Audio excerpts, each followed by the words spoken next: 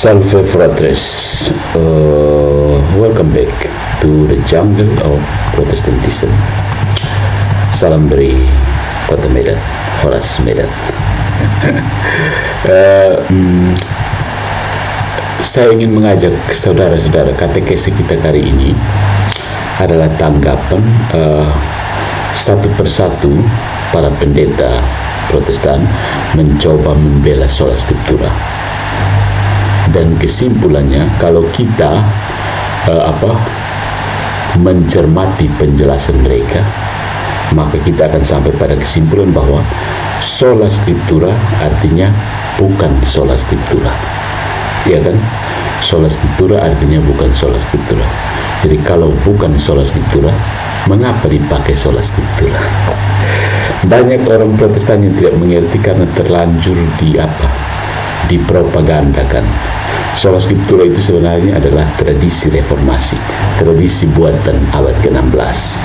Nah, ketika Anda mati-matian mengatakan sola scriptura, itu sebenarnya adalah tradisi buatan manusia, karena itu bukan tradisi Kristen. Ya, jadi sola scriptura sebenarnya tidak ada. Practically, it cannot be applicable. Itu hanya slogan kosong untuk melawan otoritas gereja. Sola scriptura sebenarnya adalah sola kelompok tertentu. Jadi sola scriptura, ya, kita kembali ke kesimpulan bahwa setiap penjelasan pendeta ujung-ujungnya sola scriptura artinya bukan sola scriptura. Nah, ada pembelaan terbaru dari seorang pendeta yang sudah beberapa kali tidak bisa lulus logika. Mari kita akan lihat pendeta AR. Ya, kita tanggapi proposisi dari pembicaraan beliau satu persatu. Bukan sekedar untuk membantah, tetapi untuk menunjukkan bahwa sola scriptura sebagai otoritas tertinggi justru melahirkan paradoks yang menghancurkan diri sendiri. Ya. Kalaupun Anda yang Protestan dan merasa itu tradisi yang bagus, sekali lagi, itu bukan tradisi Kristen. Ya, itu adalah tradisi buatan manusia abad ke-16. Dan sejak abad ke-5, Santo Vincentius dari Lerins sudah membantah sola scriptura, karena sola scriptura itu adalah modus operandi bidat sepanjang sejarah.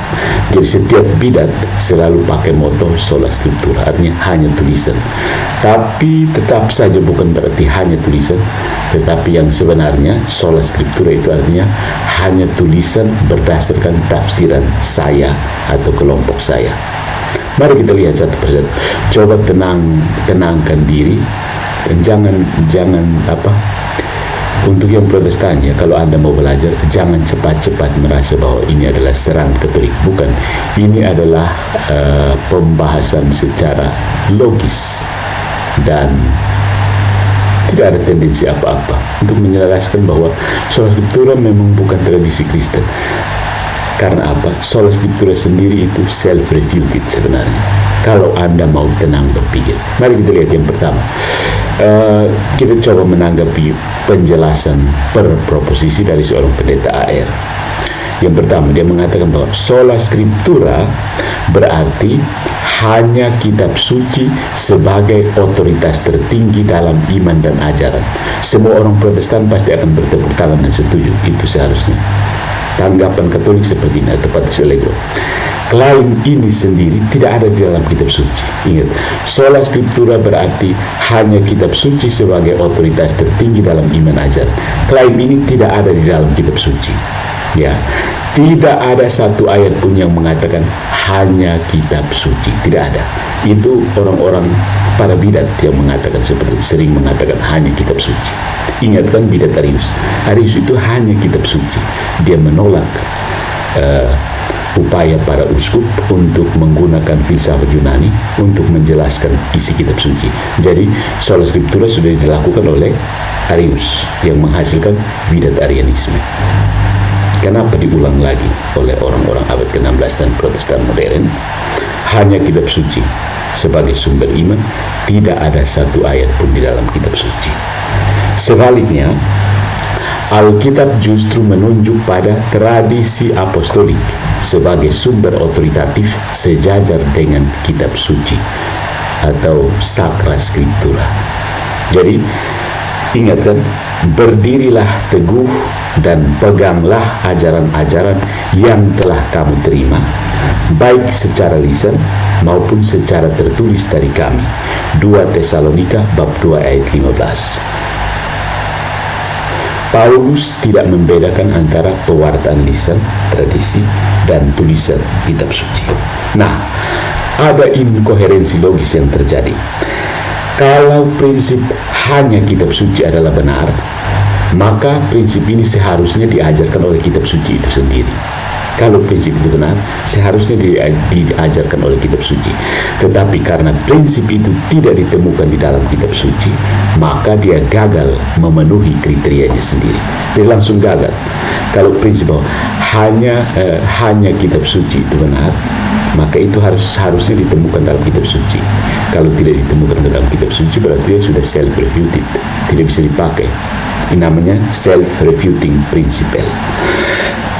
Dan logikanya seperti ini.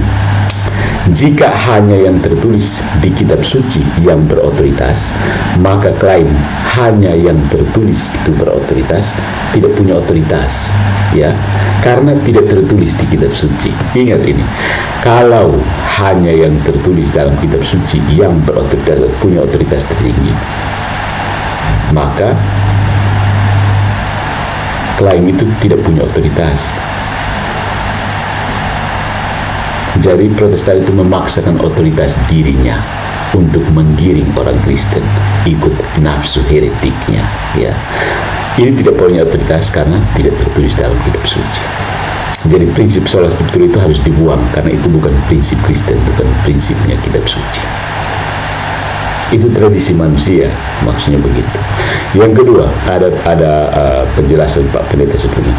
Alkitab adalah otoritas tertinggi, tetapi otoritas lain, tradisi, Bapak Gereja, konsili, tetap boleh ada sejauh sesuai dengan Alkitab. Kedengarannya bagus, kan? Kedengarannya bagus, tapi menyembunyikan inkonsistensi, inkoherensi logis. Ya, kalau Anda mau belajar, kalau Anda sadar logika. Siapa yang menentukan sesuai dengan Alkitab? Siapa yang menentukan? Tiap orang Protestan merasa berhak menafsir sendiri. Itulah sebabnya ribuan denominasi muncul dengan tafsir berbeda-beda. Jangan mencoba mengatakan bahwa tidak, itu tidak berbeda. Jelas-jelas beda tafsir, kau bilang tidak berbeda. Dalam Katolik, tafsir diukur oleh magisterium, yaitu komunitas historis yang ditabiskan secara apostolik untuk menafsirkan firman. Dalam Protestantisme, otoritas berpindah dari gereja ke individu. Diawali dengan perpindahan dari gereja ke Martin Luther, kemudian berpindah ke John Calvin, kemudian berpindah ke Zwingli, kemudian berpindah ke Ellen G. White, kemudian berpindah ke Joseph Smith, dan pada Protestan modern berpindah ke siapa saja, entah Eddie Stiffy, entah MDM, entah DN, entah Albert Mampu, entah suka-sukalah Mikana, entah siapa yang bisa buka komal di TikTok, otoritas berpindah ke dia. Dan dalihnya akan Alkitab mengatakan bahwa yang tidak mau diakui oleh pengkhotbah Protestan manapun adalah bahwa saya membaca Alkitab, saya menafsirkan seperti ini, dan saya yakin tafsiran saya tidak bisa salah, dan Anda semua harus ikut tafsiran saya. Ini yang ditutupi oleh pendeta Protestan manapun, gitu. Jadi, ketika otoritas berpindah dari gereja ke individu, mereka menciptakan subjektivisme epistemologis. Setiap orang menjadi paus bagi dirinya sendiri. Nah, ada inkoherensi logis, saudara-saudara. Jika semua otoritas lain tunduk pada Alkitab, tetapi penafsirannya bebas, maka otoritas tertinggi itu kehilangan makna praktis. Sebuah teks tanpa otoritas penafsir yang sah hanyalah dokumen terbuka untuk anarki hermeneutik. Ya. Dan Protestan yang rendah hati pasti akan tahu dan segera meninggalkan sola scriptura. Orang Protestan yang rendah hati akan mengakui bahwa mereka bukan sola scriptura. Mereka itu ikut tradisi manusia abad ke-16. Karena mereka yakin bahwa manusia-manusia abad ke-16 yang sudah dianatema oleh gereja Katolik itu diilhami oleh Roh Kudus versi mereka. Ya, itu harus, kalau orang Kristen yang jujur, dia harus mengakui bahwa kami tidak ikut tradisi apostolik, kami ikut tradisi orang abad ke-16, karena kami yakin bahwa Tuhan telah mengangkat mereka menjadi pahlawan untuk memperbaiki gerejanya yang Tuhan sendiri tidak mampu jaga. Ya, begitu. Yang ketiga, banyak, ini masih dari si pendeta AR, banyak tafsiran tidak membatalkan kebenaran sola scriptura. Perbedaan tafsir hanya menunjukkan kelemahan manusia, bukan kelemahan prinsipnya. Terlalu ukir bibir untuk sola scriptura ya. Coba suruh kamu punya Dedan Gotting garis untuk jelaskan ulang sola scriptura. Akhirnya ujung-ujungnya sola scriptura artinya bukan sola scriptura begitu. Tapi kamu tetap mati-mati pakai sola scriptura supaya beda dengan gereja Katolik. Ya, jadi ketika seorang pendeta mengatakan bahwa banyak tafsiran tidak membatalkan kebenaran sola scriptura, perbedaan tafsir hanya menunjukkan kelemahan manusia, bukan kelemahan prinsipnya. Ini adalah pengalihan, namanya red herring. Ya, secara logika namanya fallacy of red herring. Kalau prinsip sola scriptura benar, kalau benar, andainya benar ya, maka dia seharusnya menghasilkan kesatuan ajaran karena Roh Kudus itu memimpin pada seluruh kebenaran. Yohanes bab 16 ayat 13. Tetapi faktanya yang tidak bisa kita abaikan, ada ribuan denominasi, semua mengklaim bimbingan Roh Kudus dan kitab suci yang sama. Tapi kita lihat Edis dan DN sama-sama mengaku sola scriptura. Siapa Mikana dan MYM sama-sama mengaku sola scriptura. AR dan Joshua Taylor sama-sama mengaku sola scriptura. Tapi ajarannya baku naik satu sama lain. Maka salah satunya pasti keliru. Ya, dari berbagai yang saya sebutkan contoh-contoh tadi. Antara Edis dan DN, salah satunya pasti keliru. Atau seluruh sistem sola scriptura tidak menyediakan mekanisme koreksi objektif. Ya, ketika kamu salah tafsir, teks tidak akan bilang berhenti kau salah tafsir. Harus ada orang kan yang bilang berhenti kau salah tafsir. Siapa orang? Di Protestan tidak ada, jadi gas terus. Nah, di sini terjadi inkoherensi logis. Prinsip yang meniadakan otoritas gereja justru menciptakan kekacauan dogmatik yang meniadakan kesaksian kebenaran universal. Dengan kata lain, jika semua tafsir sama-sama sah, maka tidak ada yang benar secara universal. Oke, tafsiran saya benar, tafsiran kamu juga benar, tafsiran mereka juga benar. Gas terus. Meskipun baku naik saja. Karena memang kita sola scriptura. Kita itu tergantung. Akhirnya triknya dibuat apa? Theological triage. Tidak tahu mereka sepakat dari mana. Ini yang esensial, ini yang tidak esensial. Jadi esensial yang kita ikut gereja Katolik, gas. Tidak esensial yang boleh kita bikin bidat-bidat, buat kamu bidat versi kamu. Kamu versi yang mana bidatnya? Tapi satu hal yang menarik, setelah 3 tahun berjibaku dengan Protestan, tidak ada satu Protestan pun yang berdebat dengan mengakui varian bidat apa dia. Dia selalu mati-matian menyebut diri Kristen murni sejati, hanya Alkitab. Menyembunyikan kebenaran. Ya. Jadi sekali lagi saya katakan, Protestantisme hanya berdiri di atas hoax dan propaganda. So sad ya. Jadi orang Kristen itu jangan termakan hoax dan propaganda. Jadi orang Katolik supaya jujur mengakui bahwa iman itu diwariskan turun-temurun, bukan hasil membaca Alkitab lalu bersekolah di STT pilihan pribadi, kemudian pilih pendeta pilihan pribadi, lalu mulai teriak-teriak kepada Katolik. Salah.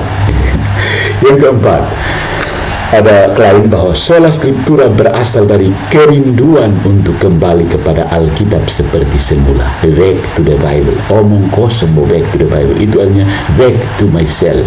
Ya. Tidak bisa back to the Bible, karena Bible tidak bisa buat apa-apa. You yang harus baca itu Bible, lu tafsir, lalu lu paksa orang lain supaya ikut lu pun tafsiran. Tidak bisa back to the Bible, karena Bible itu benda mati. Ya, tapi Protestan tidak sadar ya. Bible itu tulisan orang Katolik untuk gereja mereka. Kamu ambil lalu back to the Bible. Back to the church, karena gereja adalah tiang penopang dan dasar kebenaran, bukan kitab suci. Ya, tidak ada tulisan di mana pun yang mengatakan kitab suci adalah tiang penopang dan dasar kebenaran. Bible adalah tiang penopang dan dasar kebenaran, sehingga kita harus back to the Bible. No, back to the church, karena gereja adalah tiang penopang dan dasar kebenaran.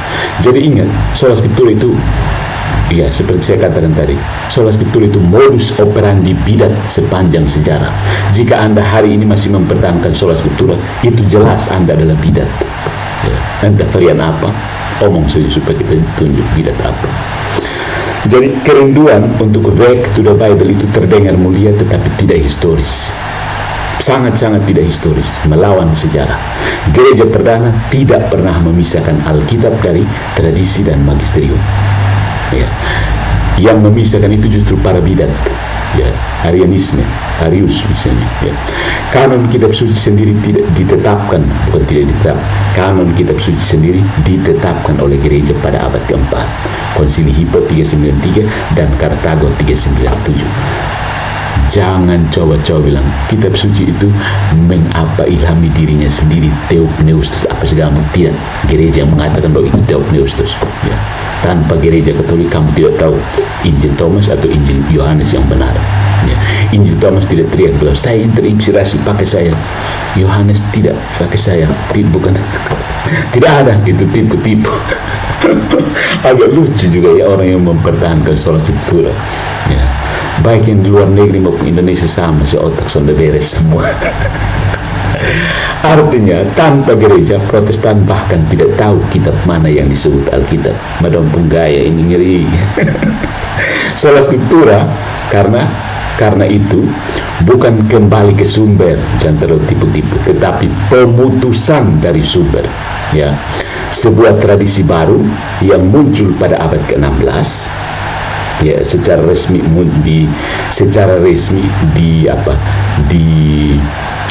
diperkenalkan kepada publik pada abad ke-16. Sebelumnya itu dipakai secara implisit, ya, sola scripturanya, maksudnya dia berusaha untuk mengatakan bahwa hanya Alkitab, tapi tidak diproklamasikan sebagai doktrin sendiri. Ya, misalnya oleh Arius, Nestorius, mereka itu sola scriptura. Tapi ya, seperti yang saya katakan sebelumnya, sola scriptura itu tidak ada sebenarnya. It is not applicable. Sola scriptura sebenarnya adalah kembali ke saya dengan postulasi teks menurut tafsiran saya. Itu namanya postulasi. Maksudnya saya percaya pada diri saya, tapi untuk mendapatkan kepastian otoritas saya ambil teks itu sebagai postulasi. Saya lebih percaya diri saya, teks hanya sebagai pegangan. Ya, misalnya contoh orang sola scriptura seperti ini. Saya mau pergi cekik kasih mati orang, ya, kemudian saya cari ayatnya, pergi bunuhlah orang Amalek.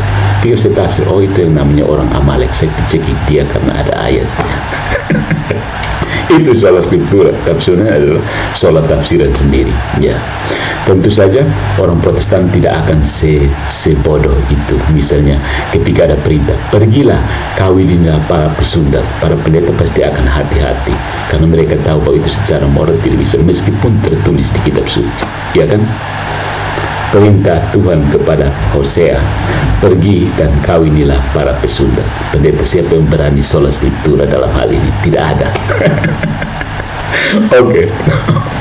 Jadi sekali lagi, sola scriptura adalah tradisi baru yang muncul pada abad ke-16, diciptakan oleh Luther untuk membenarkan penolakannya terhadap otoritas paus dan konsili.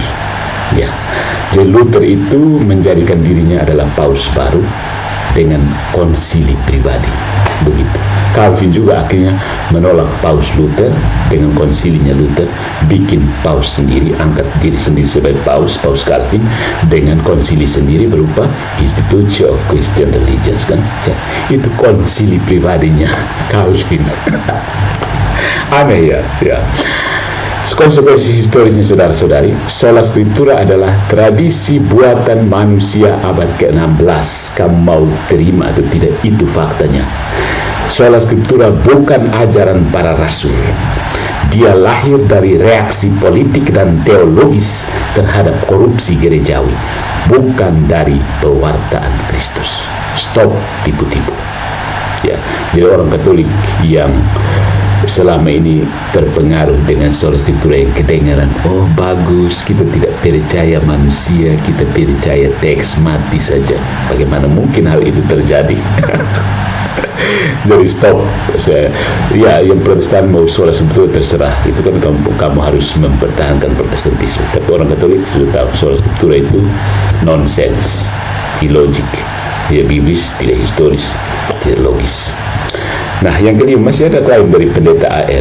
Sola scriptura menegaskan bahwa Alkitab diinspirasikan oleh Allah, maka tidak mungkin salah. Ini logika yang termana ini. Katolik tidak pernah menolak bahwa kitab suci diilhami Allah. Ya. Yang dipersoalkan adalah siapa yang menafsir ilham itu secara benar. Ya, inspirasi tidak sama dengan interpretasi. Para penulis Alkitab memang diilhami Roh Kudus, tetapi pembacanya tidak otomatis diilhami dalam tafsirnya. Tanpa otoritas gereja, tiap orang mengklaim Roh Kudus, membenarkan tafsirnya. Arius mengklaim Roh Kudus, Nestorius mengklaim Roh Kudus, Luther mengklaim Roh Kudus, Calvin apalagi dia mengkafling Roh Kudus di tiap buku itu saja. Hasilnya adalah Babel rohani. Nah, di sini ada inkoherensi logis. Sola scriptura bergantung pada asumsi bahwa setiap pembaca yang tulus otomatis dipimpin Roh Kudus untuk menafsir benar. Itu asumsi dari sola scriptura. Tetapi kenyataan selama 508 tahun membuktikan kebalikannya. Bahkan Luther, Zwingli, dan Calvin saling menuduh sesat. Ya. Jadi, klaim infalibilitas Alkitab tidak berguna kalau otoritas penafsirannya dibiarkan jatuh ke tangan manusia yang falibel. Ya. Nah, masih ada klaim dari pendeta Protestan seperti AR. Dogma Katolik seperti Maria Immaculata atau Assumpta tidak alkitabiah karena tidak tertulis dalam kitab suci. Maka Protestan juga harus dibuang karena Protestan tidak tertulis dalam kitab suci. Tapi Protestan mana yang mau terima konsekuensi ini? Tidak ada begitu. Jika hanya yang tertulis di Alkitab yang diakui, maka banyak doktrin Protestan sendiri juga tidak tertulis secara eksplisit. Ya, tapi mereka keras ke Katolik, lembek ke Protestan. Itu namanya standar standar ganda. Kenapa keras Katolik tapi lembek untuk Protestan? Trinitas tidak pernah disebut kata demi kata dalam Alkitab, tapi Protestan jilat mati-mati Trinitas. Mendingan Protestan varian lain yang tidak percaya Trinitas. Ya kan? Kanonisitas di daftar Alkitab juga tidak tertulis ada ayatnya, tapi Protestan tetap terima bahwa kitab suci itu mulai dari Kejadian. Mana ayatnya bahwa kitab suci harus dimulai dari Kejadian? Tidak ada. Kemudian perjamuan kudus sebagai simbol semata, ini juga penafsiran belakangan, bukan teks eksplisit. Tuhan Yesus tidak mengatakan bahwa inilah simbol tubuhku, tapi itu otak Protestan yang menafsirkan seperti itu, ya kan? Tidak ada ayat eksplisit kan? Buang sudah perjamuan kudus. Konsekuensi logisnya, saudara-saudara, kalau Anda mau konsisten secara logis, kalau menolak dogma Katolik karena tidak tertulis, maka demi konsistensi cobalah untuk konsisten. Protestan juga harus menolak Trinitas, inkarnasi, dan seluruh kanon perjanjian baru karena tidak ada ayat yang tertulis. Tapi Protestan sejak kapan Protestan konsisten? Tidak ada. Akibatnya, saudara-saudari, sola scriptura berakhir dalam autodestruksi epistemik. Ya. perusakan diri sendiri secara pengetahuan, cara mencapai pengetahuan. Dia menghancurkan fondasinya sendiri. Tapi hanya orang yang sadar logika yang bisa menyadari ini. Jadi stop mengagungkan sola scriptura. Kamu harus mewartakan kebenaran bahwa Protestan itu berdiri di atas tradisi manusia abad ke-16. Kenapa tidak mau jujur? Karena kamu mau menggalang pengikut dari orang Katolik, bukan? Begitu. Karena siapa orang bukan Kristen yang mau ikut Protestan? Tidak ada. Ya. Hanya orang Katolik yang malas belajar yang biasanya pindah ke Protestan. Ya. Iya kan? Karena Protestan itu versi watered down dari Christianity. Jadi Anda tetap percaya Yesus, tapi dengan versi yang diturunkan kerasnya. Versi ikut selera pribadi. Begitu. Jadi saudara-saudari, sola scriptura itu bukan iman para rasul. Sola scriptura bukan doktrin Kristiani. Sola scriptura adalah tradisi manusia yang lahir 16 abad setelah Yesus. Sola scriptura bertentangan dengan sejarah, logika, dan struktur gereja purba. Sola scriptura itu tidak historis, tidak logis, dan tidak Kristiani. Secara logis, sola scriptura itu self-refuting, artinya membatalkan dirinya sendiri karena tidak dapat dibuktikan oleh kitab suci. Upaya desperately daripada pendeta Protestan itu mengutip ayat-ayat yang menyebut ada tertulis, segala tulisan. Itu bukan sola scriptura. Kenapa ada tertulis itu diterjemahkan sebagai sola scriptura? No, jangan terlalu tipu-tipu orang. Ya, terutama orang Katolik yang malas belajar. Ya, bukan malas belajar karena yang tidak punya kesempatan untuk belajar. Ingat, kalau diperiksa secara logis, Protestan tidak logis. Ya. Itu yang kedua, subjektif sola scriptura itu karena meniadakan otoritas penafsir dan menggantinya dengan individualisme iman. Jadi dengan prinsip sola scriptura, slogan kosong itu, setiap orang Protestan yang sekarang setelah 3 tahun berjibaku, mereka tiap hari turun ke sosial media untuk cari mana ajaran yang sesuai, cocok dengan selera saya. Ya kan? Termasuk misalnya mereka masuk ke pengajar Katolik untuk melihat apakah ajaran pastor ini, pendeta ini, pengkhotbah ini sesuai dengan selera saya. Kalau tidak sesuai, tinggal cari lain lagi. Ada begitu banyak. Jadi subjektivisme, Protestan itu Kristen versi subjektivisme. You cari keliling di sosial media, mana yang cocok, gas. Mana yang tidak cocok, tinggalkan dengan bully dia sedikit bahwa dia sesat. Itu cara Protestan begitu. Kemudian fragmentatif. Sola scriptura itu menghasilkan perpecahan doktrinal dan denominasi tanpa akhir. Stop berhalusinasi bahwa Protestan itu satu. Variannya bermacam-macam. Ada rasa stroberi, ada rasa apel, ada rasa kolang-kaling, ada rasa CI, ada rasa moke juga. Kemudian sola scriptura itu historically anachronistic, ya, tidak dikenal oleh gereja sebelum reformasi. Sebelumnya itu hanya dikenal sebagai bidat-bidat, dipakai oleh para bidat. Arius itu ditunjukkan. Coba baca Communitorium dari Santo Vincentius Laerens kalau kamu mau. Ya. Apa tidak logisnya sola scriptura? Dipakai oleh para bidat. Ya. Arius, Nestorius itu bidat-bidat besar. Masih banyak bidat-bidat kecil lainnya. Kalau mau baca Communitorium silahkan. Kalau tidak mau baca dan mau tertipu dengan slogan sola scriptura, gas. Ya. Jadi saudara-saudari, singkatnya, sola scriptura bukan kembali ke Alkitab. Bukan, jangan tertipu. Sola scriptura itu pelarian dari gereja yang menulis, menjaga, dan menafsirkan Alkitab itu sendiri. Ingat kan?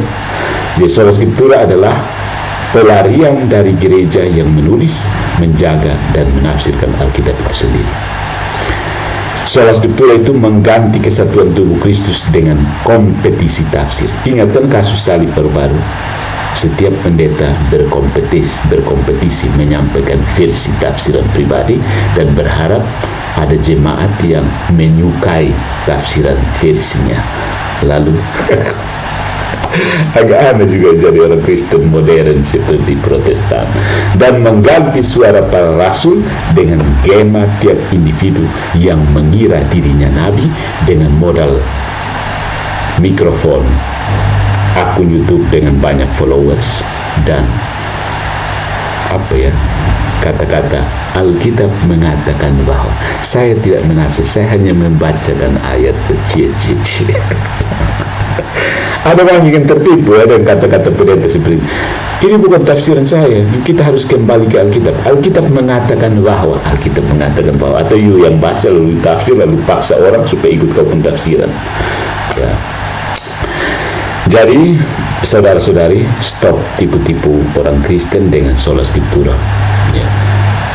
Harus berani jujur bahwa sola scriptura bukan ajaran Kristen, tapi itu ajaran Protestan, yaitu tradisi manusia yang baru muncul setelah 16 abad Yesus ada di muka bumi. Setuju? Komen di bawah. Jadi keep calm and stay away from Protestantism. Jadi, kalau Anda sudah terlanjur jadi jemaat Protestan, itu urusan Anda. Orang Katolik jangan jadi Protestan, ya. Turun derajat. Sudah atas puncak gunung, kau turun dibuat apa lagi? Capek ya di atas puncak. Puncak kebenaran, gitu. So, sekali lagi selamat pagi dari Kota Medan, Horas.